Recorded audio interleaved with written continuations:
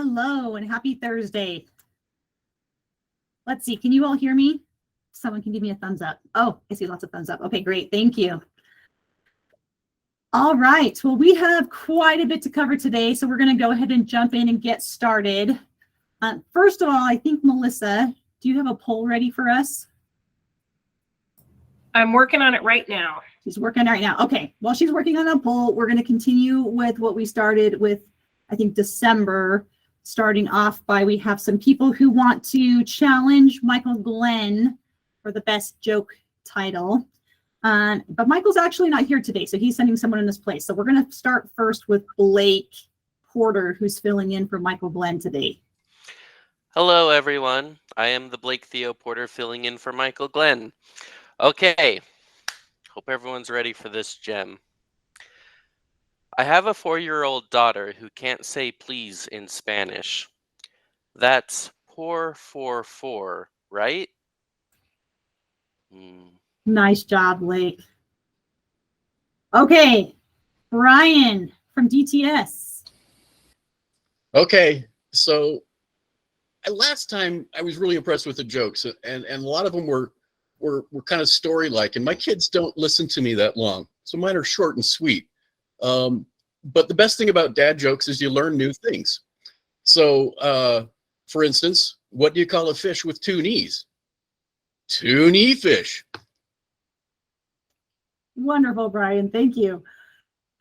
Okay, Chris Hughes, trying to regain the title of champion. Yeah. So how many people have said jokes? Say that again. Can you hear me? Like, yes. Am I the last one to go? 2 people have said jokes. 2 people have said jokes. All right.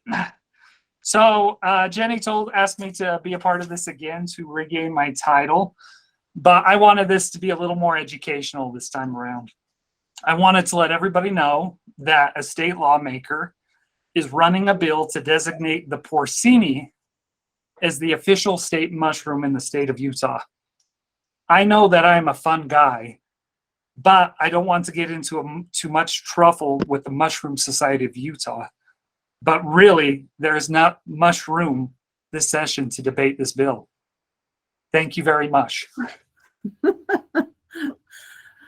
Four references to mushrooms. Good job, Chris. There was gonna be a 5th, but it was gonna be in spore taste.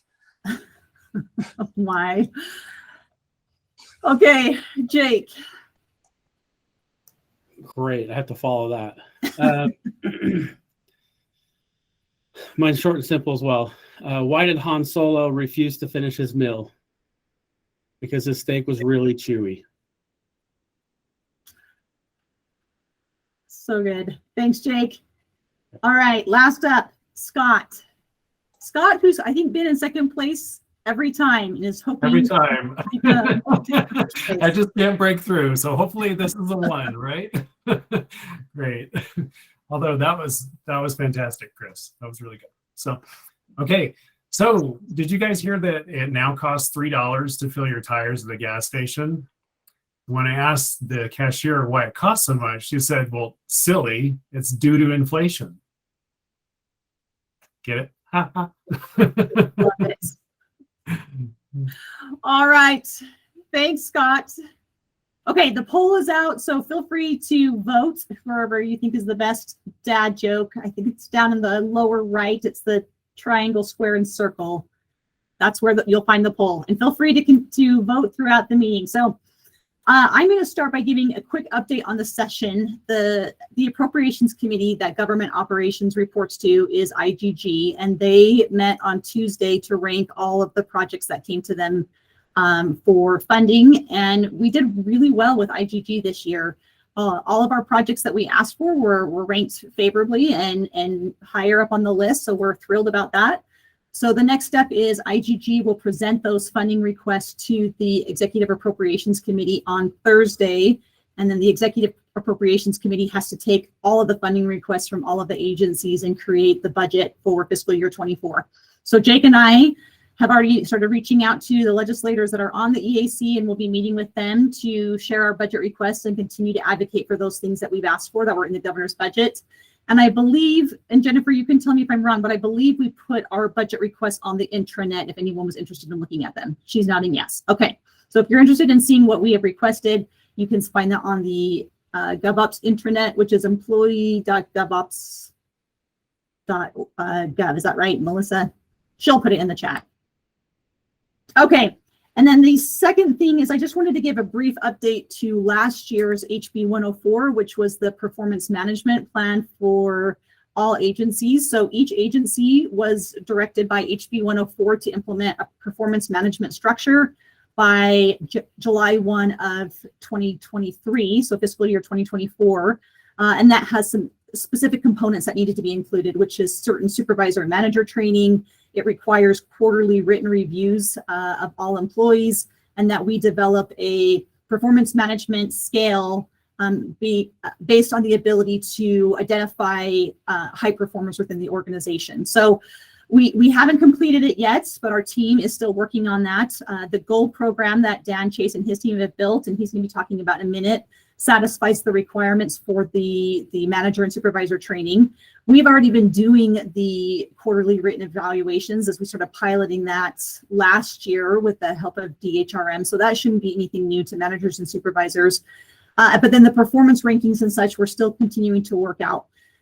We will have our plan for GovOps completed in April, and then we will make sure that we have town halls and additional meetings and emails that are going out to all employees to relay to you what our plan is and how we're going to implement this, and provide plenty of opportunity to ask questions and receive feedback. So April's when we'll have a completed plan, we'll have more information, and we'll get those town hall schedules so that way we can answer any questions that you have. Let's see, next on my list, Wes Porter. You're up if you're on the line. All right. No, thanks, Jenny. I'm excited to talk to the team a little bit today about a couple of initiatives that we have coming up, especially with March being Women's History Month. So a question for the group, a little more rhetorical, but did you know that Utah has been named the worst state in the nation for women's equality year after year by WalletHub? And their assessment is based on 17 key indicators across the equity categories to include workplace environment, education, health, and political environment. Now, this is something that's really well known to a lot of the different leaders that we have here in the state. And because of that, you'll see some different organizations start to build up. A couple of them are the Women's Leadership Project that's done by Utah State University, led by Dr. Susan Madsen. But another one is one that's developed and led by Patricia Jones, which is the Women's Leadership Institute here in Utah. Now, back in October, Director Rees and I met with Patricia and the CEO of WLI and discussed some of the unique opportunities that GovOps has in regards to building our seat values framework and our gender representation that we have here in GovOps. Now, from that, Director Rees has actually accepted an invitation by Patricia to join what's called the ElevateHER Challenge. Now, that challenge is a non-prescript program that's designed to bring awareness to women's opportunity and the different challenges they have here, specifically in state government. Now, this challenge, which is going to be kicked off here, hopefully by before the end of March, beginning of April, is a 4-webinar, one per quarter for the next year. And that webinar panel discussion just discussed some of the different challenges. People on that panel are going to include, obviously, state agency leadership. It's going to include people from public and private entities. And the next step in this is to really start to work with the division directors. And I think I have a meeting with them coming up, I think it's next week, while we discuss a little bit more of the indicators and some of the things that we have, but to build a committee. And this committee is designed to help this pick what those topics are going to be and who's going to be on those panels. And it's really just designed to bring awareness to the different challenges that we have, specifically tied into one of the Heritage Months here with Women's History Month. And so what you'll start seeing is that tied into our seat values framework. You'll start seeing that a little bit more into some of our leadership conversations, but it's designed to bring people to the forefront and to have some curiosity, practice curiosity, and have some great conversations moving forward. So pending any questions, you can reach out to me anytime, of course, on chat, or just give me a call. But pending any questions, I'll turn it back over to Jenny. Thanks, Wes. Any questions for Wes? I didn't see any in the chat, but feel free to post questions there if you have any. All right, we're going to move on to Dan Chase. He's going to give an update on our GOLD program, which is our Government Operations Leadership Development Program. Okay, thank you, Jenny. By the way, Wes, when you started your statement with, did you know that Utah is the worst in the nation? I was like, how is he going to turn this into a dad joke? I don't see how he's setting that up. It sounded like a setup for a dad joke. I'm like, don't go there, Wes. This is not worth it. And then, Play oh, it's the a long real, game. Yeah. it was a real statement. Okay.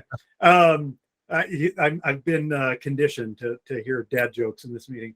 Good to be with you, everybody. This is going to be primarily for the supervisors in the town hall, but also there will be a little bit for everybody, whether you're a supervisor or not right now. We are rolling with the GovOps Leadership Development Program, and we've had really good experiences thus far, including beginning yesterday with empowerment.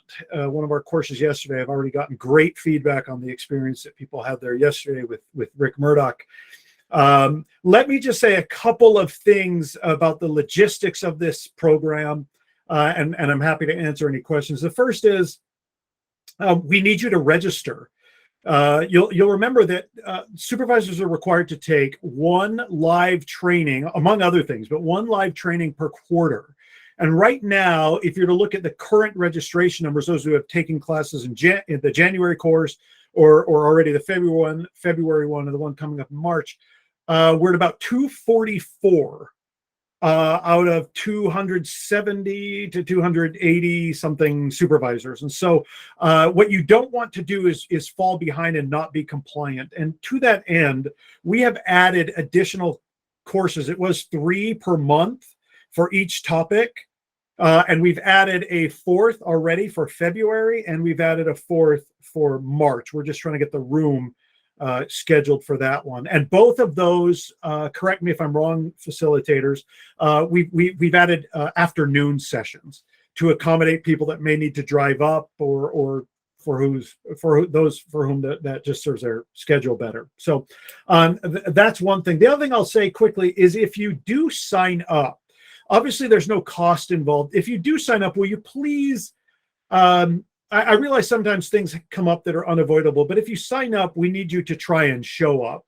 We've had good rates of attendance so far, but right now, many of our classes are so filled that people are on wait lists. And then what happens, of course, is we have maybe a handful of people not show up that day. Well, those are spots that someone else could have taken. So what I want you to do, even though there's no penalty involved for not showing up right now, if you're going to sign up, please do it with every intention of showing up, so that if you, in other words, don't just do it and be like, well, if I don't show up, who cares, right? We're asking you not to adopt that attitude. Before I turn over a little bit to Tara Connolly to talk about the book club, I want to say something very, very briefly, and I hope diplomatically, about the March course. Now, all of this quarter, we are covering the E value framework and the seat values framework of engagement. And in March, we're talking about how belonging impacts engagement. We're trying to be proactive and preemptive here, and I hope this doesn't bother anybody, but given current political climates, I want to talk about what we will be covering in that belonging course. It is very much a leadership development course about how belonging impacts engagement. In other words, if I'm a supervisor and I'm hearing this and I'm planning on going to the March course, I would say, I want you to hear that it's going to teach you how to help each of the people that you currently manage feel like they belong to a team, right? In that sense, and in a lot of ways, it's a team building course. There's no agenda to it, right? There's no political slant to it, right? I want you to hear that it is very much a universalizable leadership concept of belonging that has existed for decades now. Treating every person on your team, helping them feel that they have inherent worth, right, and individual value. Those are the things that we'll be talking about in that class. Wes, are you good with that? No, yeah, that's perfect, Dan. Thank you so much for bringing that up. And just to echo what Dan said, one, understand the climate, but part of the strategies that we have, especially when talking about these different things, it really ran through Director Rees and her leadership team about how we approach. And when we talk about a people-centric approach, we're talking about the people that's in front of us and how we connect with them and how we move them forward. And I do understand that we've been mired in a couple of different things that's happened, like Dan alluded to. But what you'll see is the focus on leadership and how the principles actually allow you to make better decisions and allow you to take the different perspectives through belonging of your team into your decision-making process for better outcomes. And so just to reiterate, Dan said, yeah, it's very leadership-centric. It's specific on processes and step action drills, what we need to do for best practices as leaders here in state. So thanks, Dan. Yeah, and heavily focus on how it impacts engagement. That is the seat value that we're focused on. Thanks, Wes.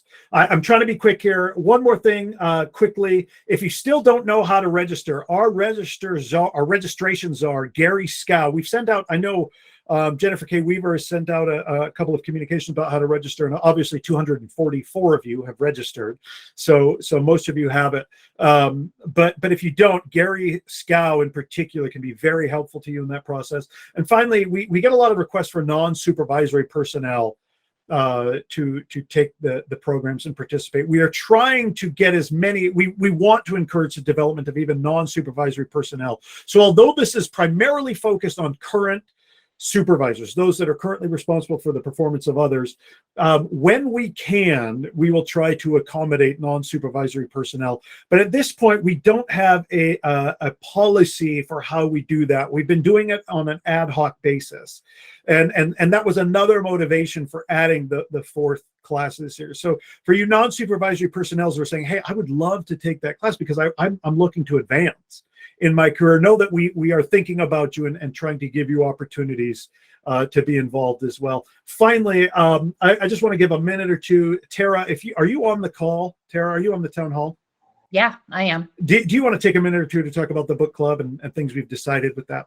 Yeah, I would love to, because this is something new to the department. I mean, we've all done training for years and kind of understand how that works, but we've gotten a lot of questions about the book club because this is something that people aren't necessarily familiar with. So I'm going to share my screen really quickly. I think I am right there. I just want to show you this document's going to be put onto, oh, did it share? Oh, there it goes. It's going to be put onto the Gold website as well as on the learning portal so that this can help answer some of the questions. So the first question we're getting a lot of is people thinking that supervisors, managers, directors thinking that they need to do a book every single quarter. And you only have to do one a year. So, keep that in mind. This document does have information about, it is a virtual meeting. A couple of other things we've had is registration. People are confused about the registration. So we do have to purchase the books, and we do want those.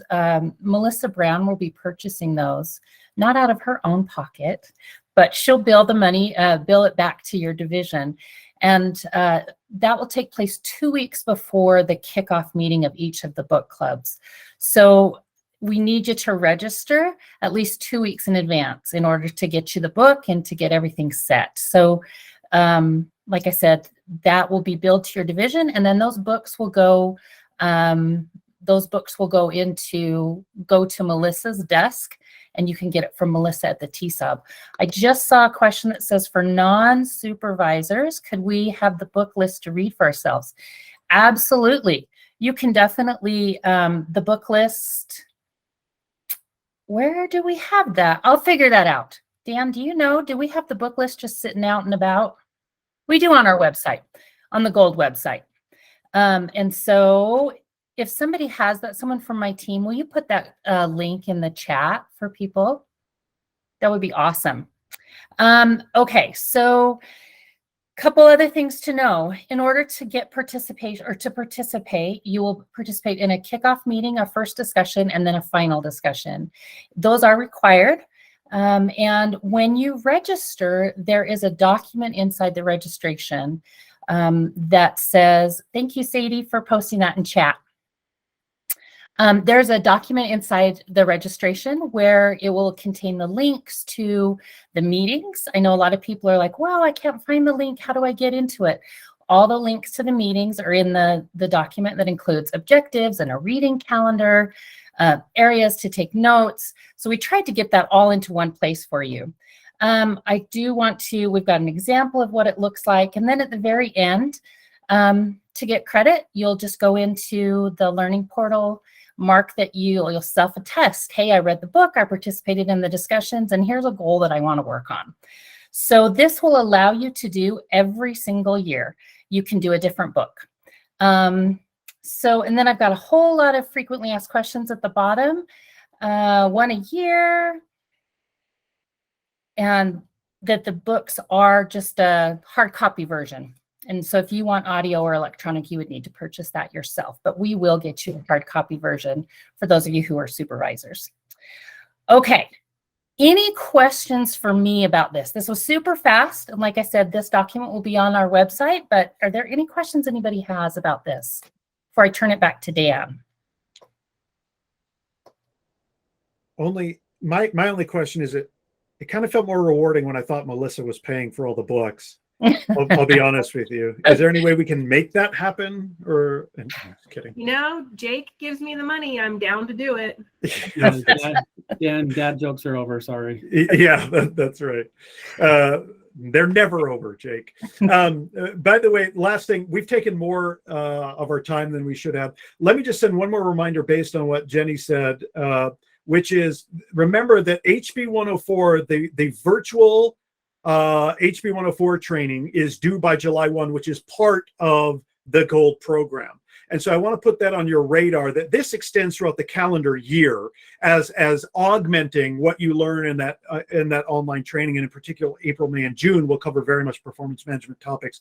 But also part of that, EDO wants us to take supervisors to take that HB 104, what we call the MVP, that virtual training, that we need to take that before July 1. And that's available now. So don't scramble, on June 30th to get compliant with that. You can take that now. So just a heads up on that. All right. Thank you, Dan. Okay, we're going to move on to our next topic, and Chris Hughes is going to lead this discussion. Just to start it, as a reminder, we've talked about this a lot, but when our agencies were consolidated and government operations was created in 2021, the purpose of that was to improve customer service and to identify more efficient ways of providing those services. And one of the things that we really want to do a better job of is telling our stories, because we're finding those and we're implementing those and we're hearing positive things from our customers. But now we need to do a better job of sharing that information with all of our stakeholders. And so Chris Hughes is going to talk about that a little bit. Yep. Thanks, Jenney. You took my introduction. So really what we're looking for is to hear from each of you to identify the process improvements that you have made over the last year. We want to hear some of your stories, what you've done to improve processes. Hopefully you've reached across divisional lines and have started to work with employees within the department to improve processes, but we want to hear about those. To Jenney's point, we looked as a new department to identify processes that we think we could make, and we've done those. We've gone through and have made some of those improvements. What we would really like now is to hear from each of you to identify what you've done and then share that with others and use that as part of our listening tour with other agencies, and to use that as part of a collection of how the Department of Government Operations is running. And so what I'm going to do is, over either this week or next week, I'm going to be submitting a form or sending each of you a form to fill out. You don't have to fill it out if you don't want to, but if you've identified a process improvement or have made a change or reduced an administrative burden for our customers, let us know so that we can share that story and that we can highlight it for our customers so that they know. Sometimes when we change some things within our divisions, our customers really don't take notice, but we want them to know what we're doing and how we're doing. So just look forward to that in the next week or so, that a form will be sent out. And if you have a story to tell, please tell it in that form. Thank you, Chris. Okay, Stephanie, you're going to talk to us, I think, about the annual bracket challenge. Yes. Hello, everyone. I'm Stephanie Weteling.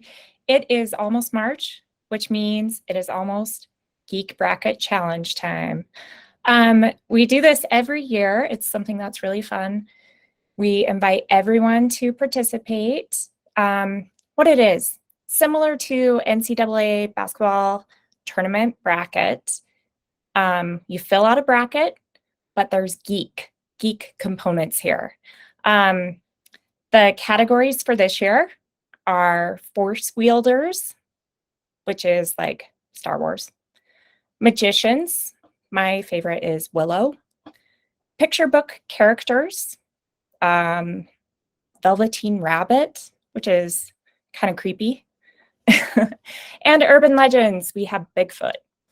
There are 16 of those characters in each one of those categories. So fill out a bracket and then join us every week for some dice roll-offs and some fun. And you could win a 3D printed dice tower. That's really exciting. You can choose the color, you can choose the style.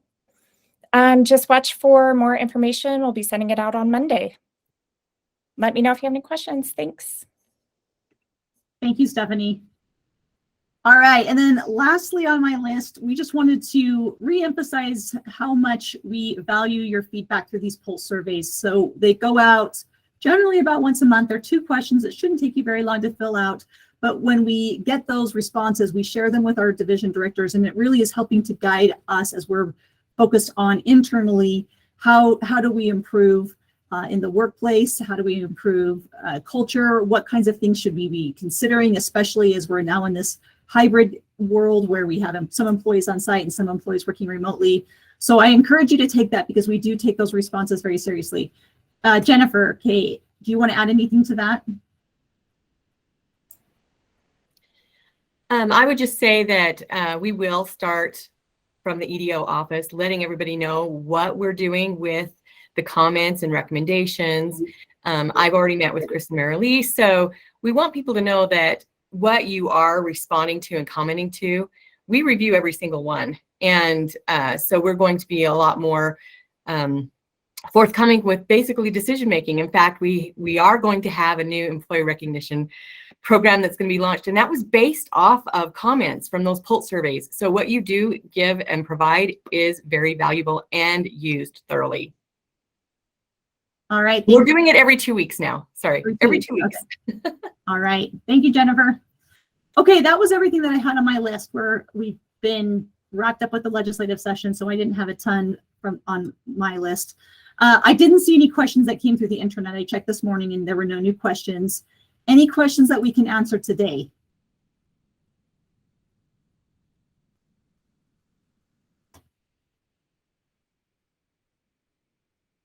All right, I'm not seeing any, so I'm going to look real quick, and it looks like for February, Jake Hennessy, you are the winner of the best joke. Congratulations. And let's see, Scott, I'm sad to tell you that you are once again in second place this month. Let's see, there was a quick question. Let me go back to the chats. Will we get a legislative wrap-up item for next month's meeting? Yes. Our next town hall is after the legislative session, so we'll let you know how we did budget-wise, if there were any bills that were passed that we were concerned about. We are following legislation really closely right now. We have a 7:30 meeting every day, and there aren't really any bills that we're super worried about this year. The ones that we have been worried about, our team has been reaching out to sponsors and getting those adjusted as we see fit if there are any concerns. So we will do that update next month. Yes. Let's see. Jake. Jake was the winner joke. I can't remember what the topic was. Jake, what? Remind me again. What my joke was? Just the summary, yes. It was just the Han Solo wouldn't eat his meal because Han Solo. That's right. Chewy. That's right. All right. Chris's joke went to a dank, dark place. Love the mushroom theme. All right, everyone. Thank you so much for all that you do for government operations, and we'll see you again next month. Thank you. Thank you.